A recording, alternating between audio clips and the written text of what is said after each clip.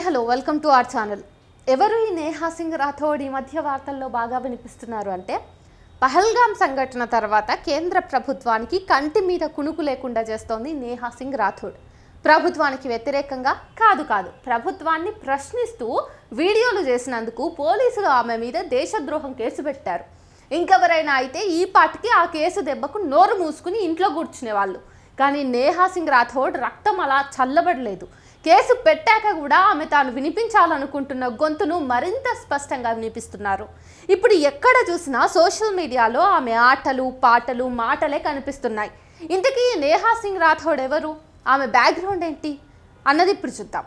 నేహా సింగ్ రాథోడ్ ఒక కవయిత్రి, గాయకురాలు.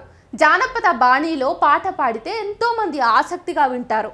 జానపదం ప్రజల సొత్తు, అది వారి కళను అందిపుచ్చుకుని చివరికి వారికే మేలు చేయకపోతే ఎట్లా అనేది ఆమె ఫిలాసఫీ. అందుకే జానపదాన్ని పల్లె ప్రజలను జాగృతం చేయటం కోసం విస్తృతంగా వాడుతోంది నేహా సింగ్ రాథోడ్. ఆమె పాటకు పదునెక్కువ, నెత్తురు కక్కే నిజాలు ఆమె పాటల్లోంచి అలవోకగా రాలిపడతాయి.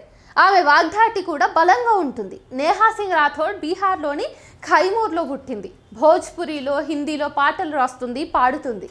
పల్లె ప్రజలతో అవలీలగా కలిసిపోయి వారిని కూడా తన బాణీలోనే పాడిస్తుంది, ఆడిస్తుంది. ఒక రకంగా ప్రజాకళ ఏం చేయాలో అదంతా చేస్తుంది. అందుకే తక్కువ కాలంలోనే సోషల్ మీడియాలో ఆమె చేసిన వీడియోలకు విపరీతమైన ఆదరణ పెరిగింది. ఆమె పాట నుంచి జాలువారని సామాజిక అంశం లేదు. బాల్య వివాహాల దగ్గర నుంచి రాజకీయాల దాకా ప్రతిదీ ఆమె పాటలో నిజమై ప్రతిధ్వనిస్తుంది. వింటున్న వారి గుండెల్లో నేరుగా చేరి కదలిక చేస్తుంది. ప్రజా కళకు, కళాకారునికి ఇంతకు మించిన సార్థకత ఏముంటుంది? నేహా సింగ్ రాథోడ్ భర్త హిమాన్షు సింగ్, ఇతను కూడా రాజకీయ విశ్లేషకుడు. కావలసినంత ప్రగతిశీల భావజాలం ఈ దంపతుల సొంతం. ఇంతకీ నేహా సింగ్ రాథోడ్ ఎందుకు టాక్ ఆఫ్ ది నేషన్ అయింది? రాత్రికి రాత్రే ఈమె మీద ఇంత టెన్షన్ పెరగటానికి కారణం ఏంటి? ఎందుకు మోదీ అనుచరులు ఈమెను ట్రోల్ చేస్తున్నారు? బీజేపీ అనుకూల ఐటీ సెల్ ఈమెను ట్రోలింగ్తో ఆట ఆడుకుంటోందంటే ఇంతకీ అంతగా ఏం చేసింది? పహల్గామ్లో యాత్రికుల మీద ఉగ్రవాదులు దాడి చేసి 26 మంది మనతో కలిసి ఈ దేశంలో బతుకుతున్న మన అన్నా చెల్లెళ్లను పొట్టన పెట్టుకున్నారు. చంపినవాడు ఏ కులం వాడైనా, మతం వాడైనా కిరాతకుడే. అయితే బద్ధశత్రు దేశం నుంచి 5 ఉగ్రవాదులు దర్జాగా బార్డర్ దాటుకుని దేశంలోకి చొచ్చుకు వచ్చి టాపీగా మనుషులను చంపేసి వెళ్ళిపోతే భద్రత గురించి అడగాల్సింది పోయి హిందూ ముస్లింలు అంటూ కొట్టుకు చావడం ఏంటి అనేది నేహా సింగ్ రాథోడ్ వాదన. ఇస్లాం అనేది ఒక మతం, అది మన దేశంలోనే కాదు అనేక దేశాల్లో ఉంది. రేపు చైనాలో బతికే ఒక ముస్లిం వచ్చి మన దేశంలోకి ఏదైనా అఘాయిత్యం చేస్తే మనం చైనాను నిందించాల్సింది పోయి ఈ దేశంలో మనతో కలిసి బతుకుతున్న మన పొరుగువారైన ముస్లింలను నిందిస్తూ కూర్చుంటామా అనేది ఆమె ఆవేదన. అందుకే పదునైన మాటలతో ప్రధాని మోదీని ప్రశ్నించింది. ఆర్టికల్ 370 రద్దుతో జమ్మూ కాశ్మీర్లో ఉగ్రవాదం సమాధి అయిందని ప్రధాని అనేక సార్లు చెప్పారు. ఇదే విషయాన్ని రాథోడ్ గుర్తు చేస్తూ ఉగ్రవాదం అంతమైపోయి ఉంటే ఇప్పుడు పహల్గామ్లో హింసకు పాల్పడింది ఎవరు అని ప్రశ్నించింది. పహల్గామ్లో అంతమంది చనిపోయినా కనీసం పరామర్శకైనా వెళ్లకుండా మరుసటి రోజే బీహార్లో ఎన్నికల ప్రచారం చేయటం ఏంటి అని కూడా అడిగింది. జరిగిన ఉగ్రదాడిని భద్రతా కోణంలో చూడకుండా హిందూ ముస్లింల సమస్యగా మార్చడంలో బీజేపీ రాజకీయ ప్రయోజనం ఉందని నిందించింది. అంతేనా? దీంతో సోషల్ మీడియాలో ఆమె చేసిన కామెంట్లు వైరల్ అయ్యాయి. అటు పాకిస్తాన్ పౌరులు కూడా విపరీతంగా ఈ పోస్ట్ను వైరల్ చేశారు. లక్నోకు చెందిన అభయ్ ప్రతాప్ సింగ్ ఆమె మీద పోలీసులకు ఫిర్యాదు చేశారు.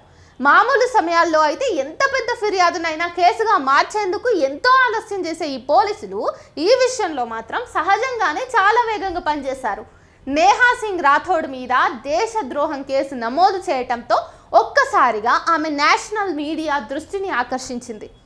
బీజేపీ అనుకూల ఛానల్స్ ఆమెను అనేక ప్రశ్నలు వేస్తున్నా తొణక్కుండా జవాబు ఇవ్వటం అందరినీ ఆశ్చర్యపరుస్తోంది. తాను నమ్మిన సిద్ధాంతాన్ని ఎంతో స్పష్టంగా బయటి సమాజానికి చెబుతుంది. కేసుతో నిమిత్తం లేకుండా ఇప్పటికీ నేహా సింగ్ రాథోడ్ మరిన్ని వీడియోలతో విజృంభిస్తూనే ఉంది. బీజేపీ ఐటీ సెల్ ఆమెను పాకిస్తాన్ అనుకూల వ్యక్తిగా రోజు ట్రోల్ చేస్తూ ఉంది. ఆమెను బెదిరింపులకు గురి చేస్తుంది.